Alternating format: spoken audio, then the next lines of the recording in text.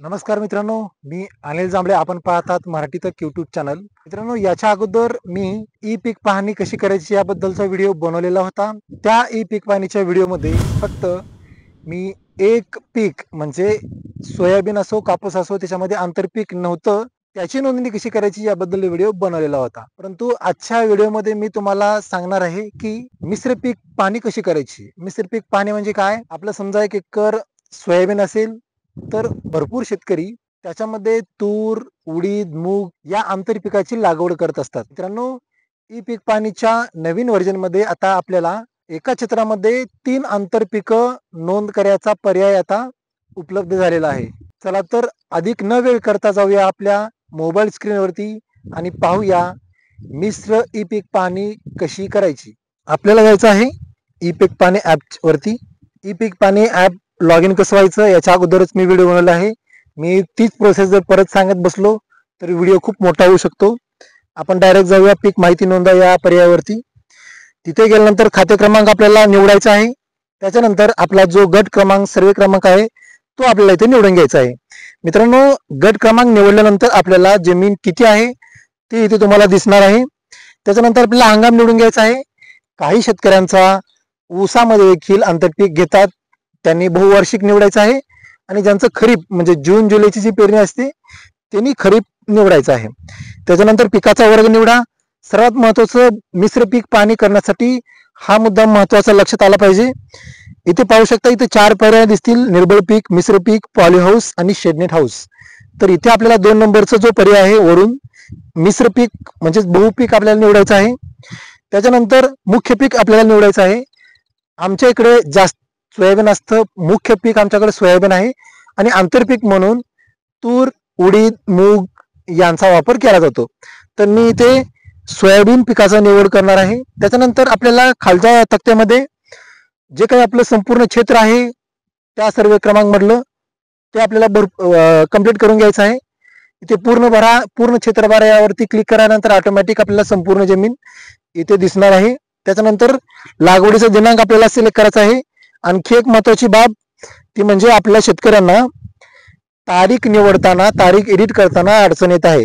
तर इथे तुम्हाला ऑगस्ट महिना दिसतोय, तर याच्याच डाव्या साईडला हा जो ॲरो दिसतो याच्यावरती क्लिक केल्यानंतर मागचा महिना ओपन होतो. आपण 2 वेळेस क्लिक करू. इथे पाहू शकता तो जून आलेला आहे. आमची पेरणी जून महिन्यातच झालेली आहे जास्त शेतकऱ्यांची. मी तुम्हाला एक उदाहरण म्हणून सांगतोय. मी तारीख सिलेक्ट केली, इथे पाहू शकता 15/6/2024 ही तारीख ओपन झालेली आहे. आपल्याला दुय्यम पीक क्रमांक 1 आपण 3 पिकापर्यंत आपण नोंदणी करू शकतो. मी तुम्हाला उदाहरणार्थ सांगत आहे. आता दुय्यम पीक 1 खरीप निवडा, त्याचं क्षेत्र भरा. समजा 1 हेक्टर 21 आर मध्ये जर तुमचं 4 आंतरपीक असतील ते कसे निवडायचे ते देखील मी सांगतो. तर याच्यामध्ये आपल्याला 4 डिवायडेड भाग करायचे 1/20चे, तर आपल्या होतात 30 गुंठ्यांचे. या पद्धतीनं जर तुमचे 2च पीक असतील तर निम्म करायचं.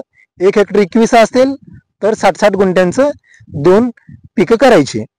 पिकांची झाडांची नावे सोयाबीन मी अगोदर केलं आहे, मूग करतो, त्याच्यानंतर लागवड, त्याच पद्धतीनं पेरणीचा दिनांक टाकायचा आहे. त्याच्या दुय्यम पीक परत निवडायचं, त्याच्यामध्ये क्षेत्र टाकून घ्यायचं 0.30. झाडांची नावे उडीद केलं त्या पद्धतीनंच आपल्या तारीख टाकून घ्यायची आहे. त्याच पद्धतीनं दुय्यम पीक क्रमांक 3 खरीप, परत त्याच पद्धतीनं आपल्याला क्षेत्र टाकून घ्यायचं आहे. मी एक तुम्हाला उदाहरण म्हणून सांगत असल्यामुळे कोणतीही पिकं मी सिलेक्ट करत आहे. तुम्ही तुमच्या रानामध्ये जे पिकं असतील त्याची निवड तुम्ही करायची आहे. परत डे टाकून घ्या.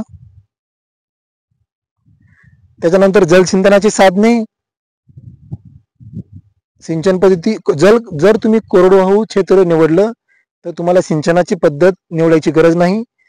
जर तुम्ही जलसिंचनाचे साधन निवडलात तर सिंचन पद्धती तुम्हाला निवडायची आहे. त्याच्यानंतर पुढे जा या बटनावरती क्लिक करायचं आहे. मित्रांनो, पाहू शकता अशा पद्धतीनं हा मॅप ओपन झालेला आहे. इथे पाहू शकता तुम्ही जोपर्यंत हे जे काही 8.80 9.9 जे येतं जोपर्यंत हिरव्या कलर मध्ये येत नाही तोपर्यंत तुमचा जे काही पीक पाणी आहे ती नोंदणी होत नाही. तर मित्रांनो मी डायरेक्ट जातो पुढे जा याच्यावरती. त्याच्यानंतर छायाचित्र काढून घ्यायचं आहे. ओके करा. इथे पाहू शकता माझं तूर आणि सोयाबीन आहे. फोटो काढा, क्लिक करा. 2 नंबरचा फोटो काढा, क्लिक करा. अशा पद्धतीने मित्रांनो तुम्हाला फोटो देखील काढायचे आहे. मी तुम्हाला फक्त उदाहरणासाठी सांगत आहे, त्यामुळे मी सबमिट करणार नाही. त्याच्यानंतर हा जो दिसतो याच्यावरती आपल्याला क्लिक करायचं आहे.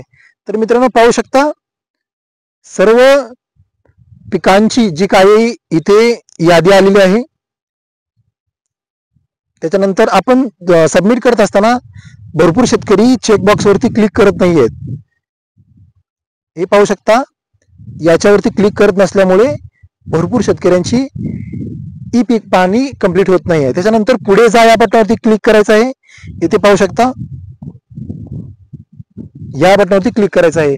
मी सबमिट करणार नाही कारण मला ई पीक पाहणी मिश्र पीक मध्ये करायची नाही, का तर माझं संपूर्ण सोयाबीन आहे. उदाहरणासाठी तुम्हाला मी डेमो देत होतो. तर मित्रांनो अशा पद्धतीनं ई पीक पाहणी करायची आहे. काही अडचण असेल तर कमेंट बॉक्समध्ये कमेंट करा. आमच्या व्हॉट्सअप ग्रुपला जॉईन व्हायला विसरू नका. परत भेटू आपण एक उपयुक्त व्हिडिओ घेऊन. तोपर्यंत जय हिंद, जय महाराष्ट्र.